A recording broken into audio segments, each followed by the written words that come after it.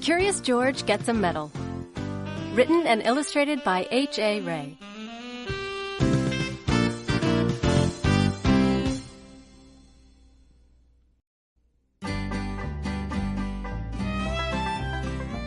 This is George. He lived with his friend, the man with the yellow hat. He was a good little monkey, and always very curious. George was alone this morning, looking at a picture book, when the doorbell rang. It was the mailman. "Here is a letter for you," he said. "Put it on your friend's desk. He'll read it to you when he comes home." George was curious. It was not often that somebody wrote him. Too bad he could not read the letter. But maybe he could write one himself. In the top drawer of the desk, there was paper and ink and a fountain pen.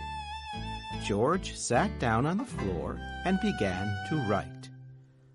But the pen was dry. It needed ink. George would have to fill it. He got a funnel from the kitchen and started pouring ink. But instead of going into the pen, the ink spilled all over and made a big blue puddle on the floor. It was an awful mess. Quickly, George got the blotter from the desk, but that was no help. The puddle grew bigger all the time. George had to think of something else. Why, soap and water, that's what you clean up with. From the kitchen shelf, he got a big box of soap powder and poured all the powder over the ink. Then he pulled the garden hose through the window, opened the tap, and sprayed water on the powder. Bubbles began to form, and then some lather, and more lather, and more lather, and more lather. In no time, the whole room was full of lather, so full, indeed, that George had to escape in a hurry. When he was safely out of the house, he first turned off the tap. But what next? How could he get rid of all the lather before his friend came home? George sat down in the grass and thought for a long time. Finally, he had an idea. He would get the big shovel and shovel the lather out of the window. But where was the lather? While George had been outside thinking, it had all turned into water. Now the room looked like a lake, and the furniture like islands in it. The shovel was no use. A pump was what George needed to get the water out. And he knew just where to find one. He had seen a portable pump at the farm down the road.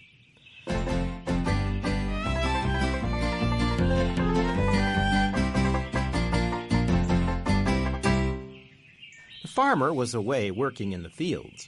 Nobody noticed George when he got the pump out of the shed. It was heavy. He would need help to pull it all the way back to the house. Maybe he could tie the goat to the pump and make her pull it. But just as George was about to slip the loop over the goat's head, he was hurled through the air and landed near a pen full of pigs. The biggest pig was standing near the gate. What if George opened the gate just enough to let him out? A big pig could easily pull a small pump. Carefully, George lifted the latch, and before he knew it, all the pigs had burst out of the pen, grunting and squealing and trying to get away as fast as they could. George was delighted. He had never seen anything like it. For the moment, all his troubles were forgotten. But now the pigs were all gone. and not a single one was left to help him with the pump.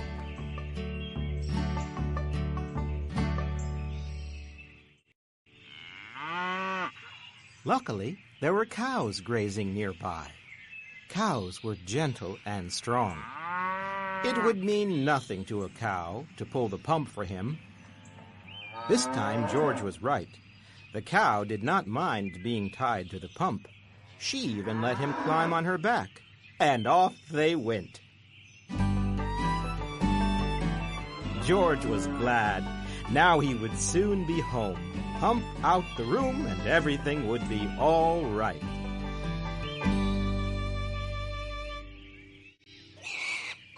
Meanwhile, the farmer and his son had heard the squealing of the pigs. They rushed home from the fields and now had their hands full catching all the pigs. Not until the last pig was safely back in the pen did they have time to look around. And what did they see? A little monkey riding on their cow, making off with their pump.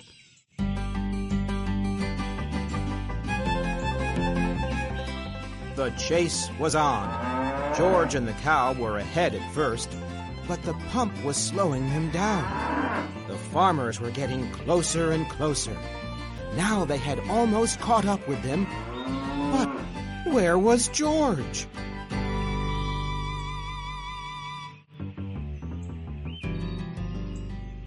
Here he was, hiding in his shirt. The farmers had run past him. But on their way home, they had to come back over the same road. George did not feel safe in his hiding place. Just then, a truck came rattling down the road. George jumped aboard. Monkeys are good at jumping, and was gone before the farmers had a chance to see him.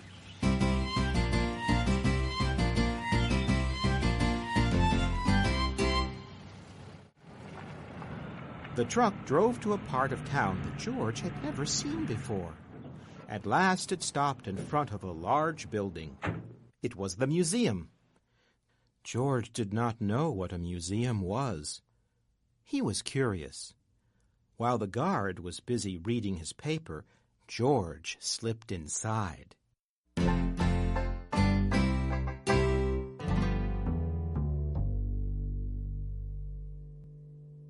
He walked up the steps and into a room full of all sorts of animals. At first, George was scared, but then he noticed that they did not move. They were not alive. They were stuffed animals, put into the museum so that everybody could get a good look at them. In the next room, George saw something so enormous it took his breath away. It was a dinosaur. George was not scared this time. He knew it was not real. He looked at the dinosaur and then at the baby dinosaur. And then he saw the palm tree full of nuts. George liked nuts. Suddenly, he felt very hungry. He had missed lunch that day. He would climb up and... Just then he heard footsteps. He had to hide again, but where? A family came in to take a look at the dinosaur. They paid no attention to the little monkey who was standing there. The monkey did not move. He stood so still, they thought he was just another stuffed animal. George was glad when they were gone. Now he could pick the nuts. He climbed up the dinosaur's neck and started to pull, but the nuts would not come off. George did not know they were not real either. He pulled harder and harder. The tree began to sway. Crash! Down came the tree on the dinosaur's head. Down came the dinosaur, and down came George. Guards came rushing in from all sides, and underneath the fallen dinosaur they found a little monkey. They pulled him out of there and brought him to Professor Wiseman, who was the director of the museum. Professor Wiseman was terribly angry.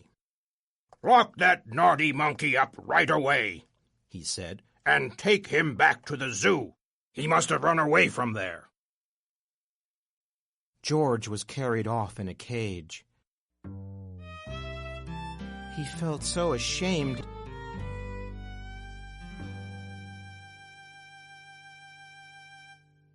Suddenly the door opened. "George!" somebody shouted. It was his friend, the man with the yellow hat. "It seems you got yourself into a lot of trouble today," he said. "But maybe this letter here will get you out of it. It's from Professor Wiseman. He needs your help for an experiment. I found it on my desk at home, but I couldn't find you anywhere. So I came over here to talk to the professor." And this is what the letter said. Dear George, a small spaceship has been built by our experimental station. It is too small for a man, but could carry a little monkey. Would you be willing to go up in it? I have never met you, but I hear that you are a bright little monkey who can do all sorts of things, and that is just what we need. We want you to do something nobody has ever done before.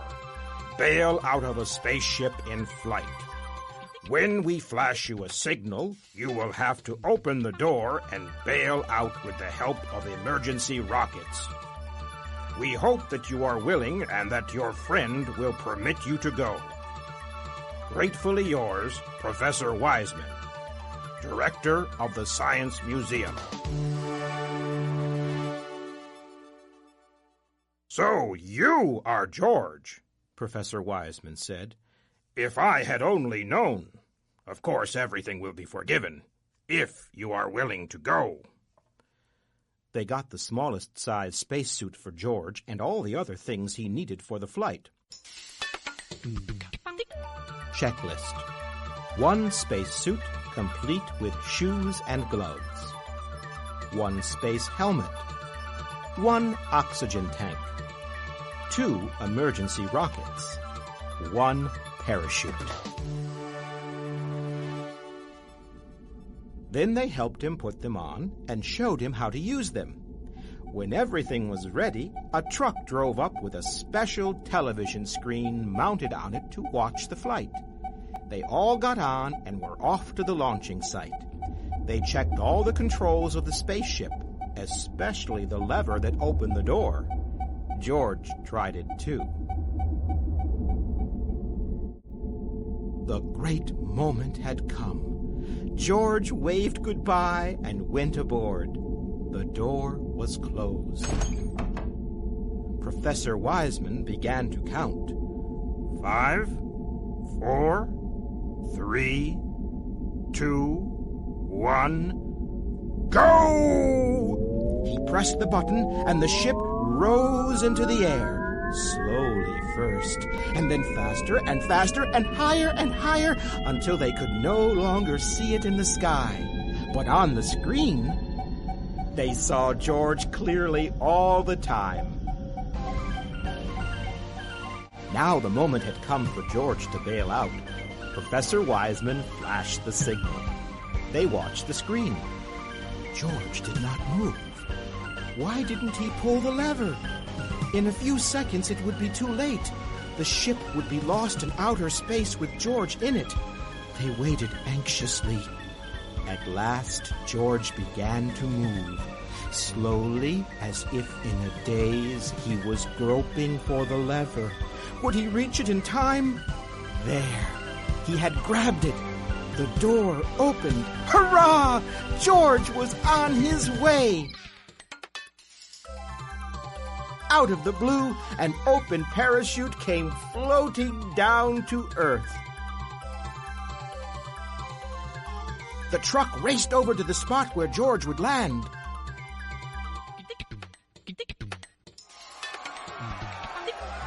What a welcome for George! Professor Wiseman hung a big golden medal around his neck. Because, he said, you are the first living being to come back to Earth from a space flight. And on the medal it said, to George, the first space monkey. Then a newspaper man took his picture, and everybody shouted and cheered.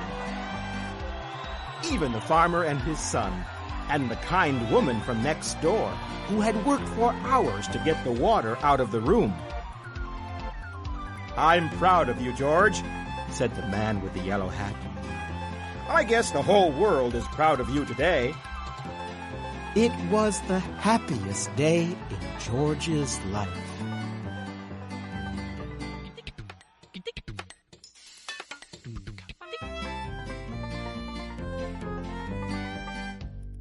The end.